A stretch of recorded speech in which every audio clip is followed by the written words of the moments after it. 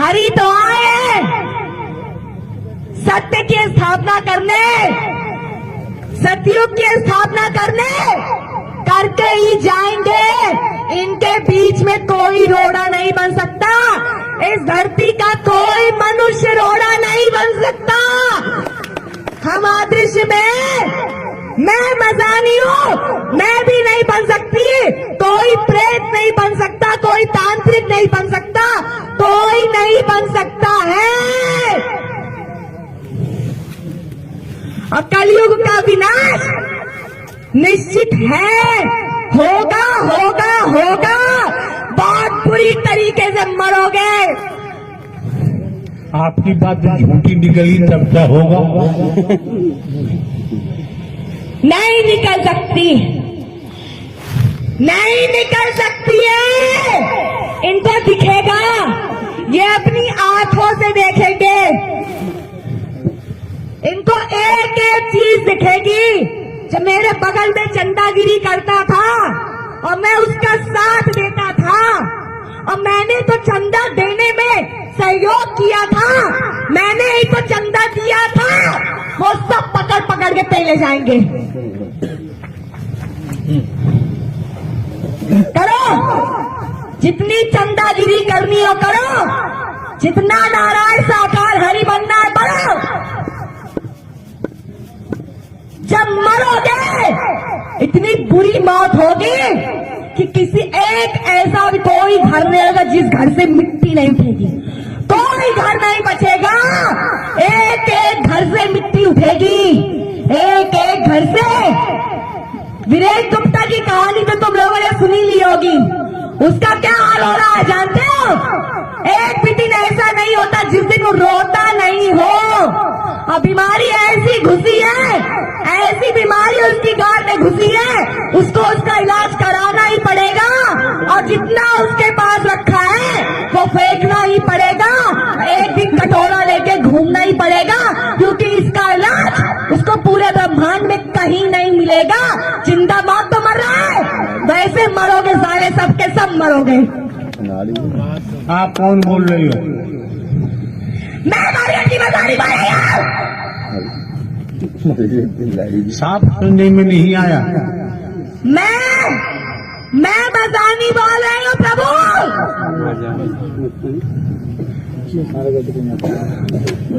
मारेंगे सारे तुम्हारे 1 लाख। हम तुमसे बात ही नहीं कर रहे हैं।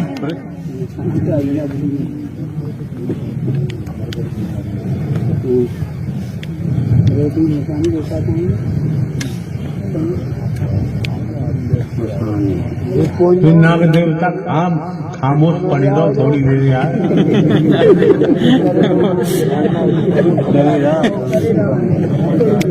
मसानी रहती कहाँ है? अभी तो प्रभु मैं इस लड़की के तन में रह रही हूँ। अभी तो मैं इसके तन में रह रही हूँ। लड़की के तन को छोड़ क्यों नहीं देते? छोड़ देंगे तो हमें कहाँ से मिलेगा क्या? खाने को हमें कहाँ से मिलेगा? मैंने भी बुरे कर्म किए थे, उसकी वजह से 50 लाख वर्ष मुझे बिना खाने पानी के घूमना पड़ा था। प्रेत योनि की बात कर रहे हैं।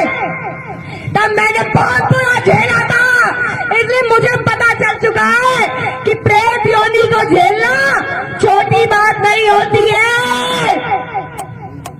मेरी बुद्धि खुल गई जब मैंने झेला, तब मुझे पता लगा कि बहुत बुरा झेलना पड़ता है। जब मानो तब तो तुम झेल ही रहे हो बीमारी से, और मरने के बाद भी तुम्हें सुकून की प्राप्ति नहीं होती है। जो लोग कहते हैं फांसी लगाने के बाद मुझे संसार से छुटकारा मिल जाएगा, तब भी नहीं मिलता है। मसानी का रूप स्वरूप क्या होता है? मेरा रूप, मेरे लंबे लंबे नाखून हैं। मेरे शरीर से हमेशा खून निकलता रहता है। मेरी आंखें पूरी सफेद है, आंखों के नीचे कालापन है, लंबे लंबे दांत है।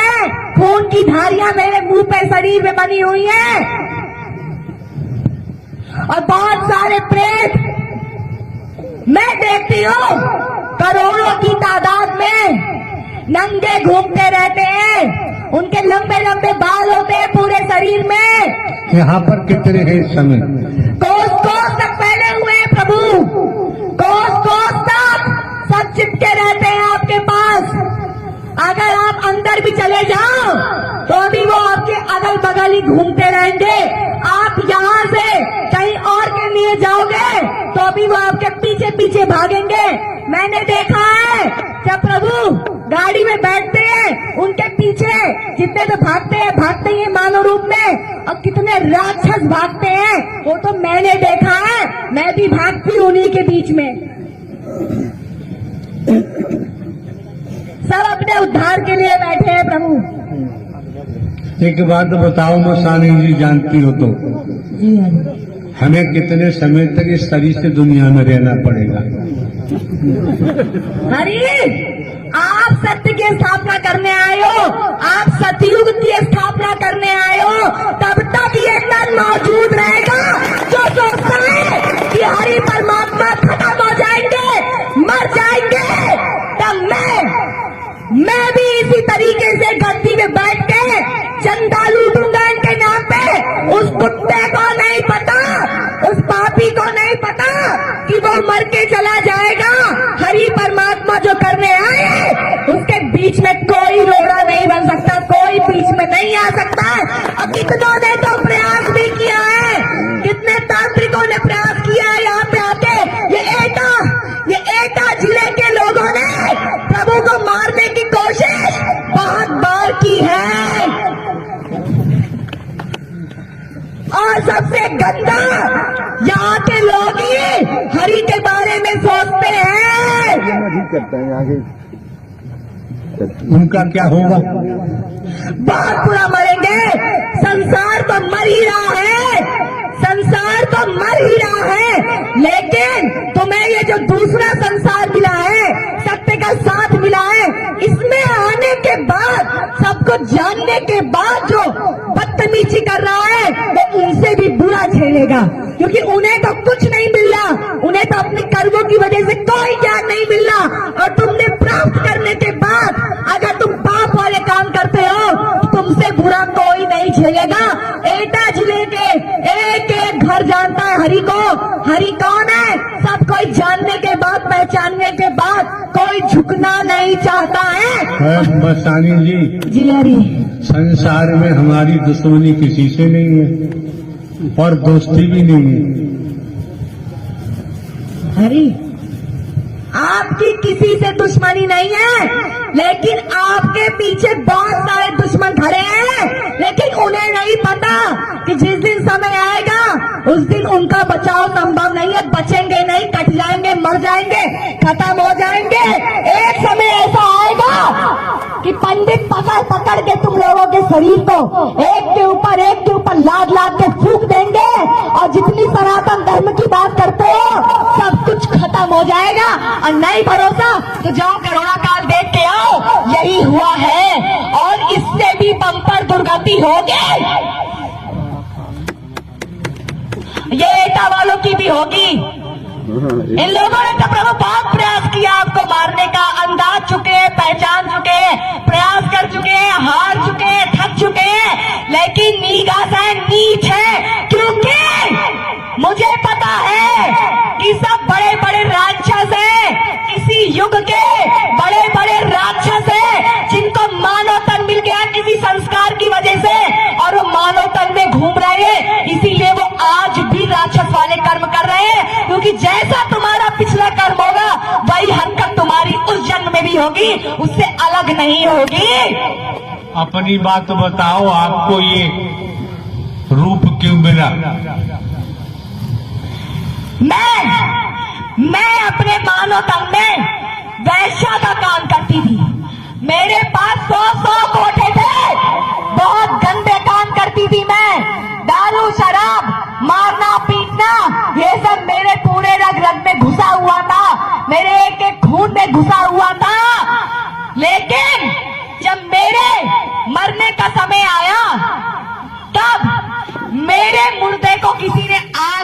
नहीं लगाई और सबने कहा कि अरे ये तो ऐसी थी वैसी थी, मर गई तो क्या हुआ।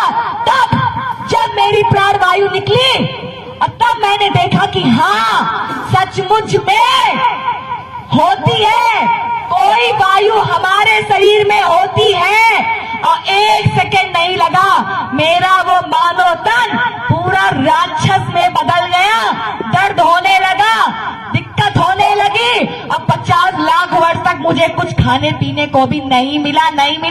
अब मैं रोज देखती थी करोड़ों की तादाद में प्रेत अपना पेट लेके रो रहे हैं, लेकिन किसी को कुछ नसीब नहीं हो रहा है। तभी हमें जब शरीर मिलता है तो हम शरीर छोड़ने को तैयार नहीं होते हैं। इस लड़की से क्या दुश्मनी थी जिस लड़की के शरीर में आपने प्रवेश किया हुआ है? हर किसी का अपना आपस में मेल होता है, हर किसी का अपना आपस में मेल होता है। तुम्हारे ऊपर जितने जिंद प्रेत खेल रहे हैं, तुम्हारा उससे कोई ना कोई नाता संबंध किसी युग का जरूर है, किसी जन्म का जरूर है। मेरा भी नाता था। जब मैं वैश्या के काम करती थी तब ये लड़की मेरे पास आई थी और मुझसे कहा था कि मुझे एक तपस्वी की तपस्या भंग करवानी है, मुझे एक तपस्वी की तपस्या भंग करानी है, क्योंकि मुझे पता है कि अगर भक्ति में गंदगी आ जाती है तो भक्ति नष्ट हो जाती है। तो मैंने कहा मुझे कोई दिक्कत नहीं है, मेरा तो काम ही है ये। तब मेरी इसकी आपस में पैसे की लेन देन हुई और मैं उस गुरु के पास गई। मैंने उसकी तपस्या को भंग करने का प्रयास किया। उस गुरु ने मुझे तुरंत श्राप दे दिया कि तूने एक तपस्वी की तपस्या को भंग करने की कोशिश की है, जा तू ऐसे भटकती रहेगी। इस लड़की को श्राप दे दिया कि जाओ, तुम चाहे जितना हरि भक्ति करोगे, हरि भजन जब तुम करोगी तो तुम्हारा भी हरि भजन काम नहीं आएगा, नहीं आएगा, नहीं आएगा, वो भंग हो जाएगा। और जिस वैश्या का तुमने आज इस्तेमाल किया है यही तुम्हारे ऊपर राक्षस बन के चलेगी, और जब तुम हरि का नाम लोगी तो यही तुम्हारी भक्ति को बंद करेगी। और मैं ऐसा ही करती थी, मैं ऐसा ही करती थी। हम दोनों को श्राप मिल गया उसी वक्त। तब मैंने पूछा और इस लड़की ने पूछा कि ये बताओ मुझे इस श्राप से मुक्ति कैसे मिलेगी। मैंने भी भक्त होके एक गंदा काम कर दिया जलन के कारण, मुझे इससे मुक्ति कैसे मिलेगी। तब उसने कहा तुम्हें इस श्राप से मुक्ति स्वयं नारायण दिला सकते हैं और कोई दिला नहीं सकता है, और यही तुम्हारे ऊपर राक्षस बन के चलेगी। जब तुम्हारा श्राप कट जाएगा तुम दोनों आपस में मुक्त हो जाओगी। ये हुआ था, ये नाता था प्रभु मेरा इससे। एक बात तो बताओ, जी हरि। नारायण हरि की हमें भी जरूरत है, कहाँ मिलेंगे? हम भी जाएंगे। प्रभु आप ही तो, हम तो हर मास के बड़े व्यक्ति हैं। आप अगर हर मास के बुढ़े व्यक्ति होते ना, अब तक मैं आपके ऊपर चढ़ बैठी होती। अगर आप बूढ़े व्यक्ति होते तो मैं आपके ऊपर चढ़ बैठी होती, क्योंकि जितने भी गुरु उस लड़की को ठीक करने आए थे मैं उनके ऊपर ही चढ़ जाती थी। जो जिंद प्रेत लेके चलते थे छीन लेती थी, उनको अपने कपड़ों में गिरा देती थी और रोने लगता था। और क्या मैं यहाँ आने के बाद अंदाज थी, मैंने हर जगह अंदाजा, मैं यहाँ पे भी अंदाज थी। और मैंने अंदाजा, मैंने देखा, मैं तो यार हर तांत्रिक के पास जाती थी, तोड़ फोड़ कर देती थी। उसकी जो कुटिया होती थी सब तोड़ चकनाचूर कर देती थी। देवी देवताओं की फोटो में उठा के पटक देती थी। उसको भी सोचती थी लाठी उठा के इसके मारू मैं, लेकिन मार नहीं पाती थी, घर वाले रोक देते थे प्रभु। लेकिन यहाँ करोड़ों की तादाद में जिंद प्रेत है, लेकिन किसी की औकात नहीं। एक पांडाल भी हिला के दिखा दे, किसी की औकात नहीं है। अगर आप प्रभु ना होते तो हम खुद ही पांडाल हिलाते रहते, हिला डालते, पूरा पांडाल हिला डालते, क्योंकि हम प्रेतों को केवल आप संभाल सकते हो प्रभु, ये सेवादार नहीं संभाल सकते हैं, इनकी औकात नहीं है। हाथ आदमी कंगन क्या, पढ़े लिखे तो